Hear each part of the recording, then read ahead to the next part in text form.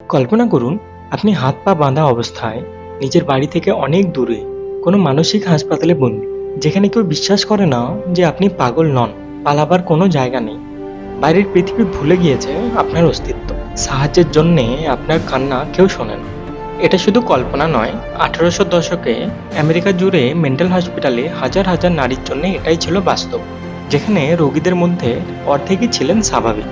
কিন্তু 1887 সালে একজন 23 বছরের সাহসী মেয়ে এই অমানবিক অত্যাচারের রহস্য পুরো পৃথিবীর সামনে ফাঁস করে এবং হাজার হাজার মেয়েকে এই কষ্টের হাত থেকে উদ্ধার করে। মেয়েটির নাম নেলি ব্লাই। আসুন আজকের ভিডিওতে শুনি পুরো গল্পটা।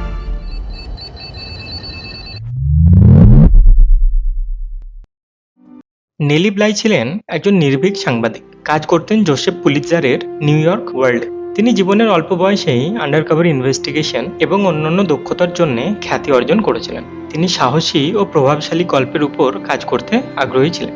সাল 1887, যখন তার বয়স মাত্র 23 বছর, তখন তিনি এমন একটি অ্যাসাইনমেন্ট নিয়েছিলেন যে তার নাম ইতিহাসের পাতায় আজও উজ্জ্বল করে রেখেছে।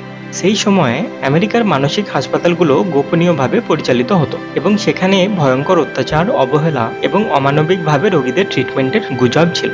নেলি এই ব্যাপারটার ইনভেস্টিগেশনের প্রস্তাব দেন এবং পুলিৎজার পেপার এই ব্যাপারে আগ্রহী হন এবং নেলিকে এই কাজটি করার অনুমতি দেন। তার কাজ ছিল হসপিটালের ভেতরে যাওয়া এবং ভেতরে কি অনুভব করছে সেটার ব্যাপারে রিপোর্ট দেওয়া। কিন্তু নেলি কোনো হসপিটালের ভেতরে যাবেন কিভাবে, নিজে একজন মানসিক রোগী সেজে?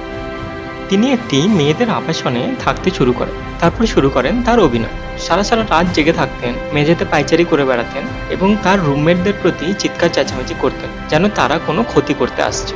কয়েকদিনের মধ্যেই কর্তৃপক্ষকে ডাকা হয় এবং নেলিকে ডক্টরের কাছে নিয়ে যাওয়া হয়। নেলির অভিনয় এতটাই বিশ্বাসযোগ্য ছিল যে ডাক্তার বেশি প্রশ্ন ছাড়াই তাকে মানসিকভাবে অসুস্থ বলে মনে করে।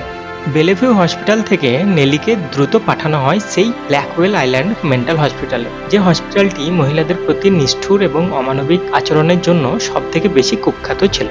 হাসপাতালে পা দেওয়ার সাথে সাথেই নেলি পাগলের অভিনয় বন্ধ করে দেন। তিনি এখন তাদেরই মাঝে। পাগলের অভিনয় বন্ধ করার পরও নেলির সাথেও সেম ব্যবহারই করা হয়। তিনি সবকিছু পর্যবেক্ষণ করতে শুরু করেন। নেলি দেখেন যে মহিলাগুলোকে ওখানে রাখা হয়েছে পাগল বলে, তাদের মধ্যে অনেক মহিলাই একদম সুস্থ। কিছু মহিলা যাদের সমাজ দ্বারা পরিত্যক্ত করা হয়েছে, ভুল বোঝাবুঝির কারণে এখানে নিয়ে আসা হয়েছে। কিছু মহিলাকে তাদের নিজেদের স্বামীরাই জোর করে এখানে পাঠিয়ে দিয়েছে। নেলি পরে নিজের রিপোর্টে লিখেছিলেন, অত্যাচার ছাড়া আর কি?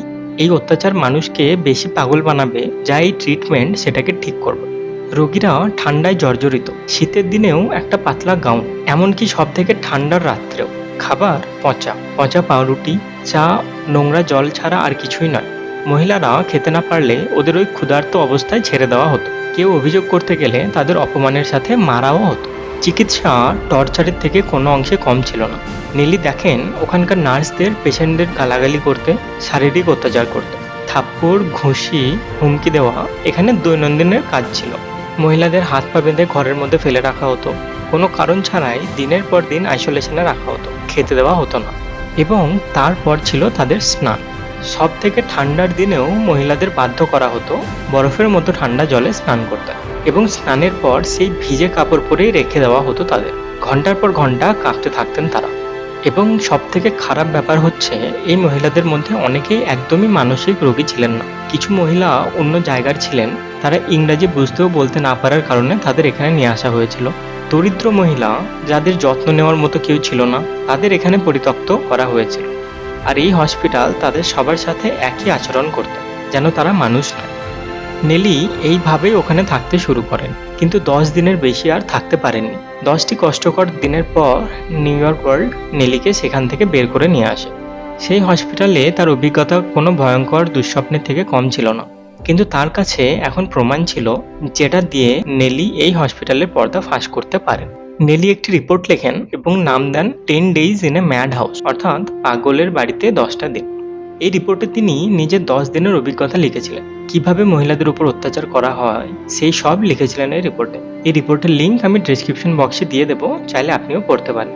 এই রিপোর্ট পড়ে পুরো দেশের জনসাধারণ ক্ষুব্ধ হয় এবং এটা নিয়ে তীব্র প্রতিবাদ করেন।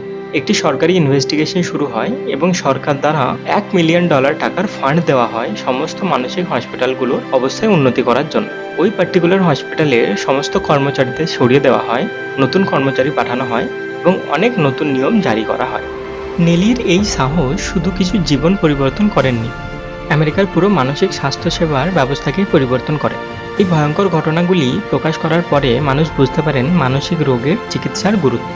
নেলির এই চেষ্টা সাংবাদিকতার ধারণা বদলে দেয়। তিনি দেখিয়েছিলেন যে একটি সত্যের কণ্ঠ নীরবতার ভীষণ প্রাচীরকেও ভেঙে দিতে পারে।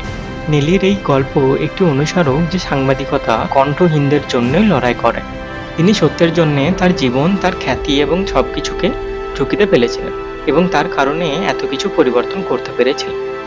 নেলি ব্লাইয়ের জীবনের এই অবিশ্বাস্য যাত্রায় আমার সাথে যোগ দেওয়ার জন্য ধন্যবাদ। যদি এই গল্পটি আপনার অনুপ্রেরণাদায়ক বলে মনে করেন তাহলে লাইক করুন এবং অসাধারণ আরও ঘটনার জন্য সাবস্ক্রাইব করতে ভুলবেন না। নেলির এই সাহসিকতার সম্পর্কে আপনি কি মনে করেন কমেন্টসে অবশ্যই জানাবেন।